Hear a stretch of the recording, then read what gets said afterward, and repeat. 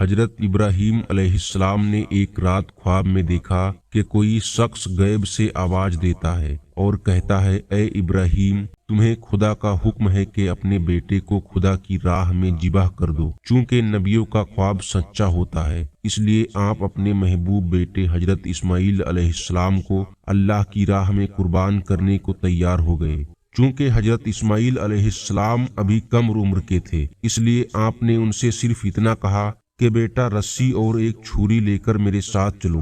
چنانچہ اپنے بیٹے کو لے کر آپ ایک جنگل میں پہنچے۔ حضرت اسماعیل علیہ السلام نے پوچھا، ابا جان، آپ یہ چھری اور رسی لے کر کیوں چلتے ہیں؟ فرمایا، آگے چل کر ایک قربانی ذبح کریں گے۔ پھر آگے چل کر حضرت ابراہیم علیہ السلام نے صاف صاف بیان فرما دیا اور کہا، بیٹا میں تو اللہ کی راہ میں تجھے ہی ذبح کرنے یہاں آیا ہوں۔ میں نے خواب میں دیکھا ہے کہ تجھے ذبح کر رہا ہوں۔ بیٹا یہ اللہ کی مرضی ہے، بتا تیری کیا مرضی ہے؟ حضرت اسماعیل علیہ السلام نے جواب دیا، ابا جان، جب اللہ کی یہی مرضی ہے تو پھر میری مرضی کا کیا سوال؟ آپ کو جس بات کا حکم ہوا ہے آپ وہی کیجیے، انشاءاللہ میں صبر کر کے دکھا دوں گا۔ بیٹے کا یہ جرأت امیز جواب سن کر حضرت ابراہیم علیہ السلام بڑے خوش ہوئے اور اپنے بیٹے کو اللہ کی راہ میں ذبح کرنے پر تیار ہو گئے۔